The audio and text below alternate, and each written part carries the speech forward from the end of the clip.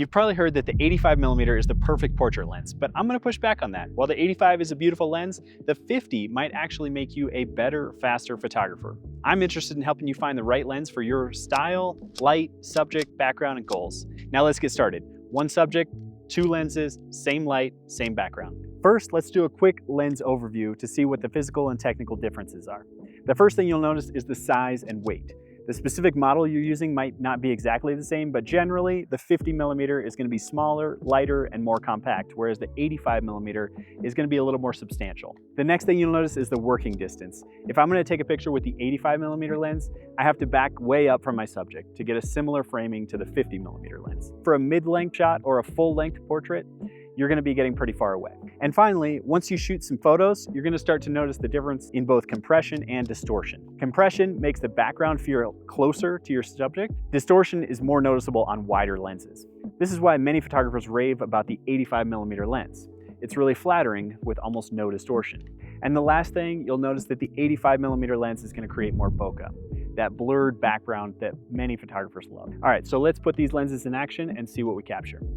So now I'm going to move around a little bit and try to get a similar framing with the 50 and the 85 and see what the working distance is so that I can make the images look similar.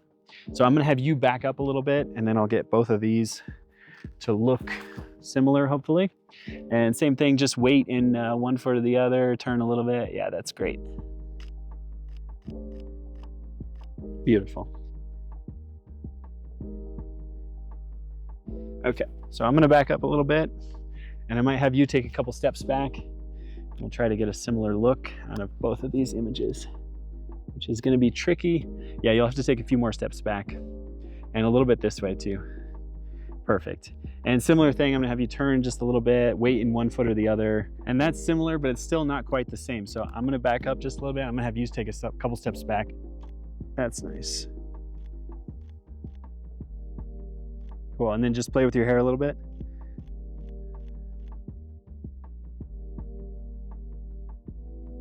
So now we've come over here to this nice clean trees background and we're gonna use shallow depth of field to kind of make that background just melt away. Okay, cool. So we've actually got some really nice light. I was expecting it to be soft, but this is great because we'll have nice warm light on kind of a darker background. So light on a dark background creates really nice images, I think. So here we are. I'm gonna shoot f1.8 and just maximize that bokeh with the 50. So the 50 is giving a nice close working distance here. We'll see if we can get to the minimum focus distance. That's about as close as we can get with the 50, but I think back here is actually really nice. So that's how I would shoot the 50mm lens, kind of work at different distances. Now let's switch over to the 85 and see what we can do with that. So same thing, just get some similar shots with the longer focal length here. Yeah, that's actually real nice right there. And then I'll come a little closer, get like a 3/4 length. Yeah, hands in the back pockets is nice. No, I think back pockets looks good.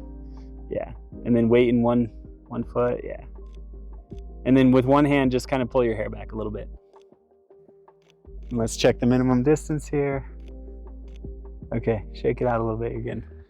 All right, so now that we've done both the 55 and 85 here, let's go to one more location and we'll get a different angle.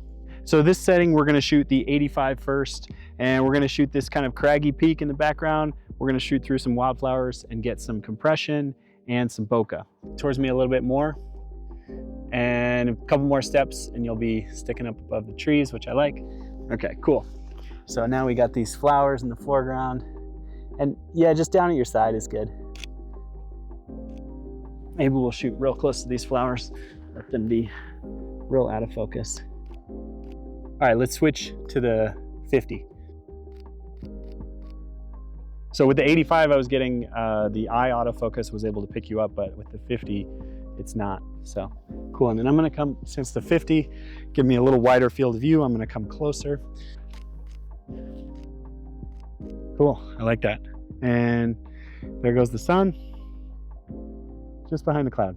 I think it's clear that both these lenses have their place.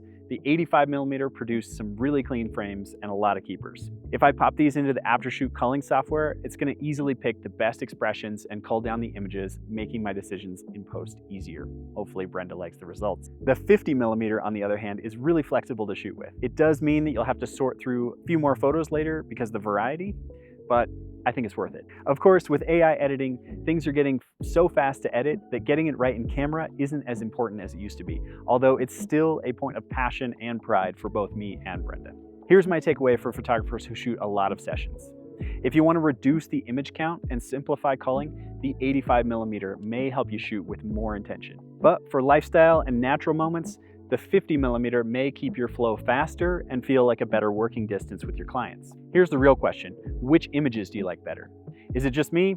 Or do you like the 50mm shots better than my 85mm shots? Or do you think I was better with the 85mm? If you're trying to shoot smarter, not harder, this is exactly where Aftershoot can help you cull and edit faster, saving you loads of time. Check out the link below to get started. Thanks so much for watching. Hit subscribe so you can see next week's tips.